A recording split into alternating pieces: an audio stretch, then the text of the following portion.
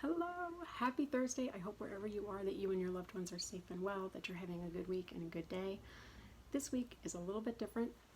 Today is my husband's and my 26th wedding anniversary, and I've been thinking about the caregivers in our lives and how grateful I am for the people that show up for me every day and for all the people that show up for all of you every day. Whoever they are, wherever they fall into, whatever category, of however they care for you. I wanted to think about that and talk about that. My husband and I met at work.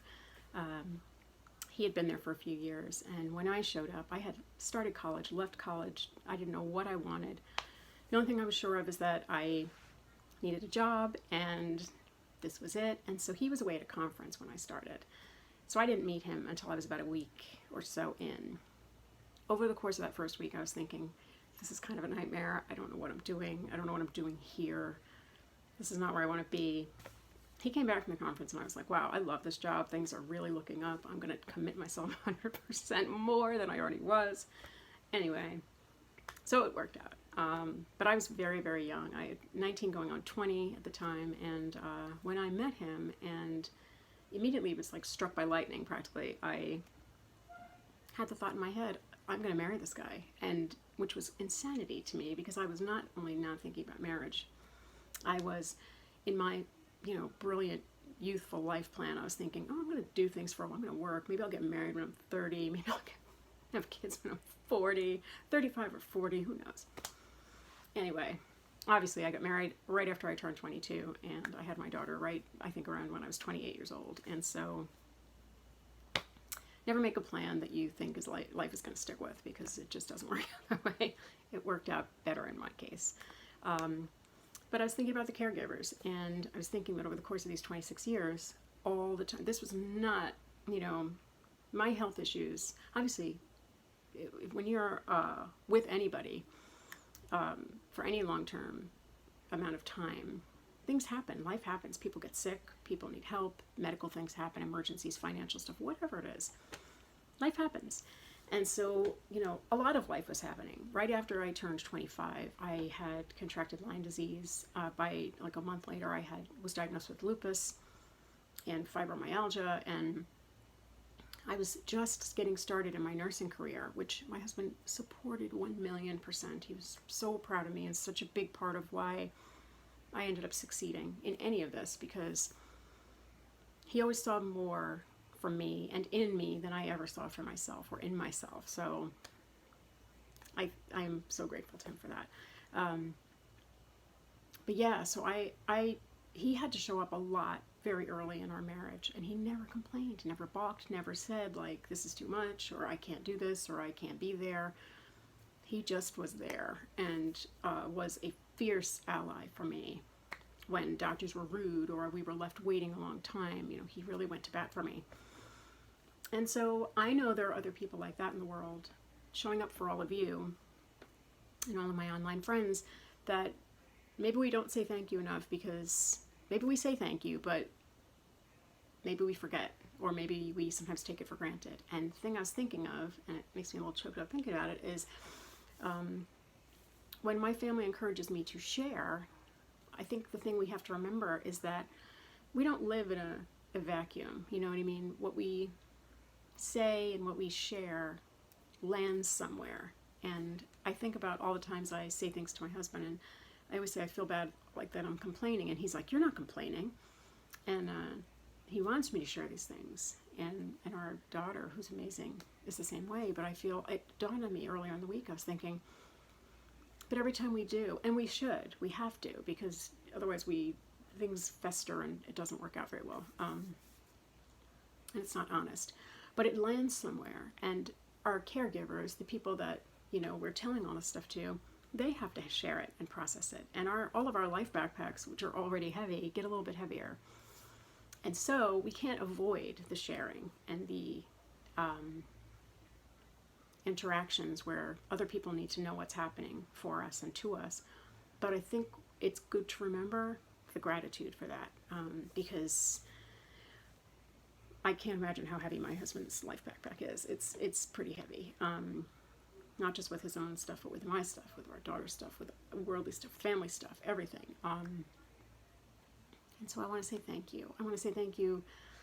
I do thank him. I do thank my daughter, but my mom, my sisters, my brother, all of the people, the wonderful people that I've married into our family that I believe are sister and brothers, all the kids in the family. You guys are extraordinary people, and you know, if I don't say it enough, thank you. Thank you to all of you, because you make my backpack easier. And even though it's like pulling teeth to get it out of me, when I do share, I am grateful for it, because you know, share the load, and I hope I do the same for you guys.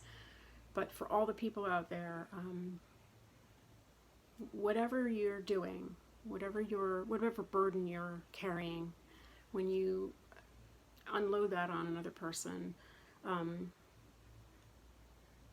just even think a thought of gratitude, you know, because life goes by very quickly. There's so much happening. There's so many things going on in the world, and it's easy to, like a couple of nights ago, I realized it was something simple. My daughter washed the dishes, and then I left something else in the sink.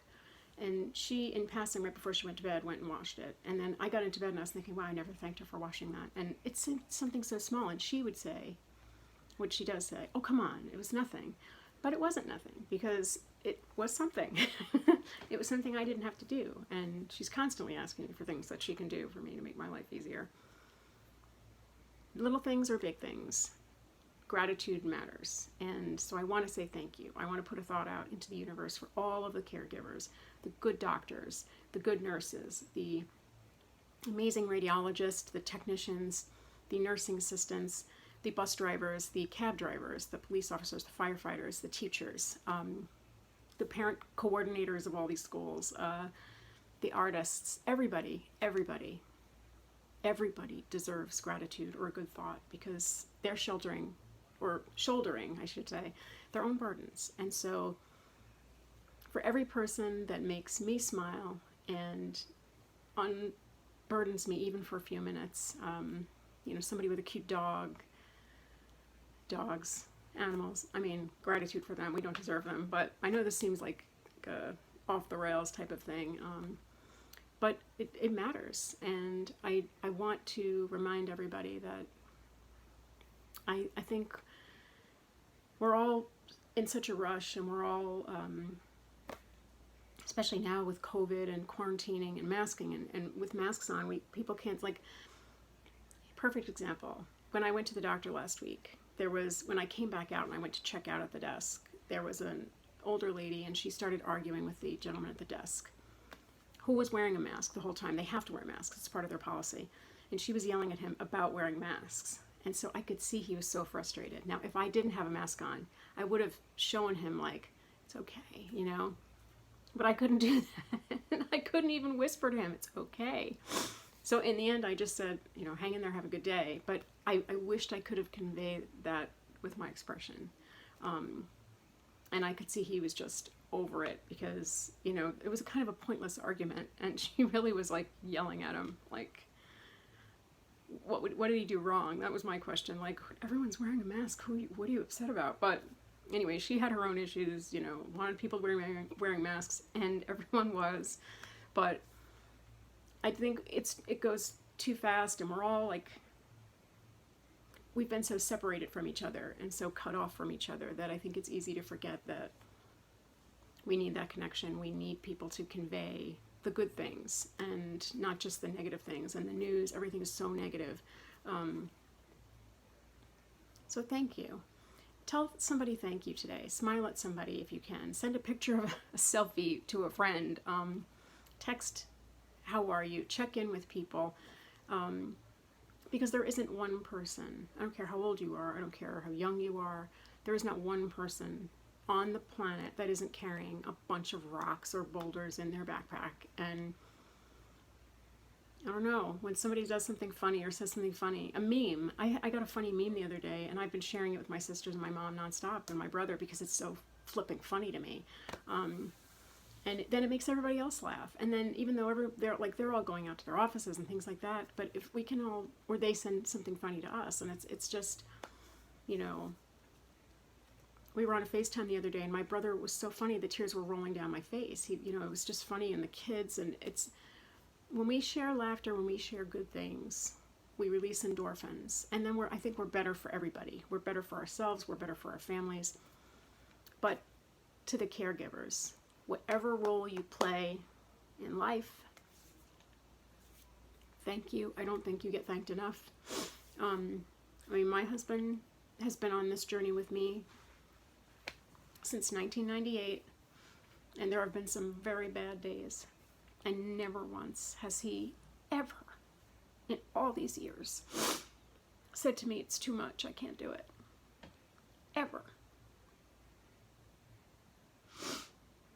And I knew already that I was the luckiest woman in the world to be married to such an incredibly important person in my life and in other people's lives. He comes from such a good family of the most hardworking, work-minded, do the best job that you can, be good to other people, work hard, study hard, enjoy yourself, but you're a part of something bigger. And he was raised by two very good people, very smart people, and he makes my life better. That's just, since the day I met him, he's made my life better. Nobody makes me laugh the way he makes me laugh, and nobody talks me down better than he does, and that's the truth. And I really always think, what would Dave do? Because what's Dave's opinion? Because if he thinks something, it's going to be logical, and it's going to talk Becky down from whatever threat level midnight Becky's gotten herself into. So I have had the best caregiver, friend, partner, teammate for all these years, and I never take that for granted, and I hope he knows that. And whenever I say thank you, he's like, no, thank you. And it's like, no, seriously, but thank you. And I have a very good life, and that makes everything bearable, because when you know you've got your team with you, and so I got hit with the lucky stick that day when I met him and when we started dating, and of course our daughter. I can't. There will never be enough thank you for her. And my family, the rest of my family, they're amazing people. And the good people I've met online, you are caregivers. The people with CRPS that follow these vlogs and blogs and, help me through my various, this is happening. Thank you, because you get it more than everybody else, because you have it too. I want to just put something good out into the world today, because I feel very lucky. And so thank all of you. And the people that show up and read my blogs and have shown up for the last few months to watch these videos, thank you. It's a small group, and I appreciate it. So thank you. Today, thank you. Every day, thank you.